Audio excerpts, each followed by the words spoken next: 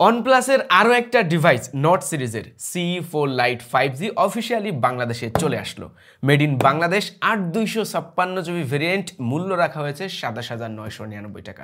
Well specs আসছি তার আগে গত মাসেই কিন্তু OnePlus-এর একটা ডিভাইস আমরা অফিসিয়ালি বাংলাদেশে পেয়েছি, যেটা OnePlus-এর first official Bangladeshi device Nord N30AC 5G। এখনও পর্যন্ত স্টিল ঠিকঠাকই চলছে, বাজেট রেঞ্জের ভিতরে গুড একটা ডিভাইস বলা যায়।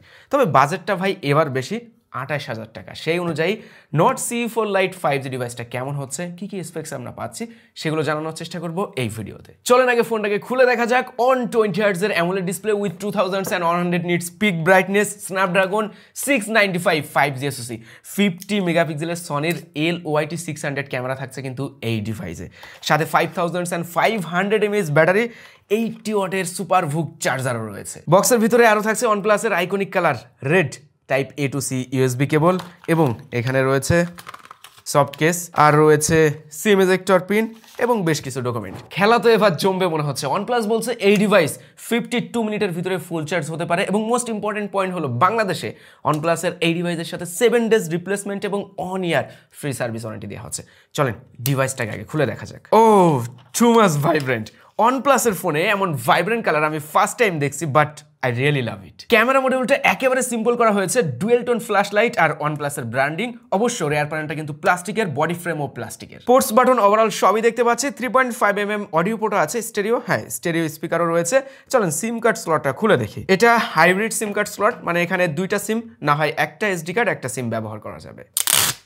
এই ফোনের ওয়েট 191 গ্রাম এবং 8.1mm thickness, light weight, but হাতে নিতে কিছুটা মোটা মনে হতে পারে। ন্যারো চিন বেজেল দিছে, 8-bit কালার প্রডিউস করতে পারে, মাল্টিমিডিয়া এক্সপিরিয়েন্সের জন্য গুড এনাফ। এই ডিসপ্লে আবার দেখলাম 2100 পিক ব্রাইটনেস দিতে পারে, ডিরেক্ট সানলাইটে একেবারে ক্লিন ভিজিবিলিটি পাওয়া যায়। 5 AMOLED ডিসপ্লে অন 20Hz এর, আর এটা সাইজ 6.67 ইঞ্চ। জানি OnePlus-এর AMOLED শুনলেও অনেকের পিলে চমকে ওঠে, বাট গুড ডিসপ্লে ভাই। আমি এই ডিভাইসের ক্যামেরা নিয়ে খুব বেশি ইন্টারেস্টেড, কেননা 50 মেগাপিক্সেল সনি সেন্সর দেওয়া হয়েছে, সেকেন্ডারি 2 মেগাপিক্সেল ডেপথ। এই জায়গায় আলট্রা ওয়াইড সেন্সর খুব বেশি প্রয়োজন ছিল, দেওয়া উচিত আমার মতে 25K পার হলেই। ক্যামেরা কোয়ালিটি এই বাজেটে গুড। আমরা কয়েকটা স্যাম্পল ইমেজ দিয়ে দিচ্ছি, পোর্ট্রেট মোডেও ভালো রেজাল্ট পাওয়া যাচ্ছিল। ওয়াইস রয়েছে এই ক্যামেরাতে, হ্যাঁ 50 মেগাপিক্সেলের ওয়াইস ক্যামেরা, যে কারণে শাটারে মোশনও খুবই কম পাওয়া যাচ্ছিল।